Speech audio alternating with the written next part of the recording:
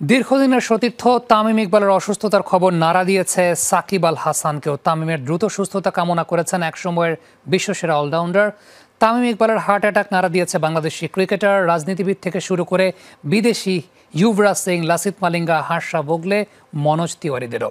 এই তালিকায় আছেন দেশের সেরা ক্রিকেটার সাকিব আল হাসানও। সাকিবের প্রিয় সতীর্থ ও বন্ধু তামিম ইকবাল অসুস্থ, জন্মদিনের বিশেষ দিনেও তাই আনন্দে নেই সাকিব আল হাসান। চাইলেন দোয়া, আমার ভাই তামিম যেন সুস্থ হয়ে আবার মাঠে ফিরতে পারে। সব অভিমান দূরত্ব ভুলে তামিমের জন্য সাকিবের হৃদয় নিংড়ানো বিশেষ বার্তা।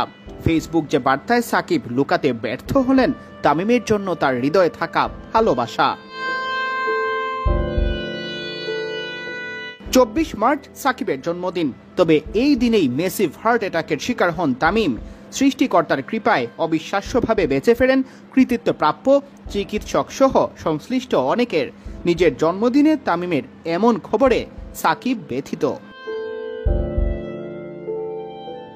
তিনি লিখেছেন, আজ আমার জন্য বিশেষ দিন, কিন্তু মনটা পুরোপুরি আনন্দে নেই, কারণ আমার প্রিয় সতীর্থ ও বন্ধু তামিম ইকবাল অসুস্থ।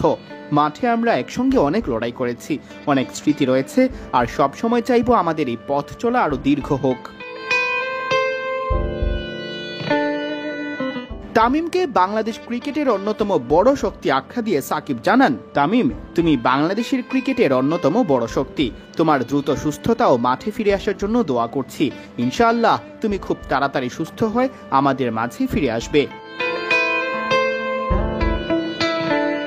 এ সময় তামিমকে নিজের ভাই আখ্যা দিয়ে তার জন্য দোয়া চান সাকিব।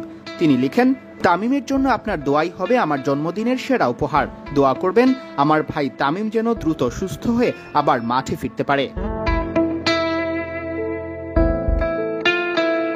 এর আগে বিডি ক্রিক টাইমের মাধ্যমে অনেকেই জানতে পারেন তামিমের জন্য দোয়া চেয়েছেন সাকিব। সন্ধ্যায় জন্মদিন উপলক্ষে ভক্তদের আয়োজিত এক অনুষ্ঠানে বিডি ক্রিক টাইমকে দেওয়া ভিডিও বার্তায় সাকিব বলেন, আমি বললাম যে আশা করি তামিম তাড়াতাড়ি সুস্থ হয়ে যাবে, আপনারা সবাই ওর জন্য দোয়া করবেন, ওর পরিবারের জন্য এই ডিফিকাল্ট টাইম যেন ভালোভাবে পার হয়ে যেতে পারেন।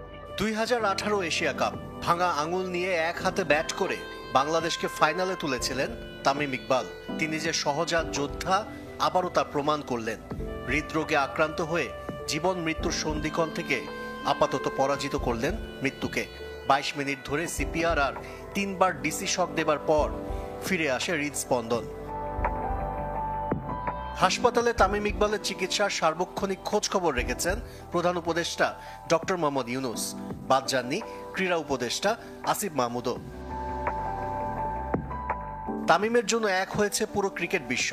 জাতীয় দলের সতীর্থ নাজমুল হোসেন শান্ত, লিটন দাস, মেহেদী হাসান মিরাজ, তাসকিন আহমেদ, তাওহিদ হৃদয়, নাহিদ রানা, তানজিদ হাসান তামিম, এমনকি মাশরাফি বিন মুর্তজাও ফেসবুকে পোস্ট করেছেন।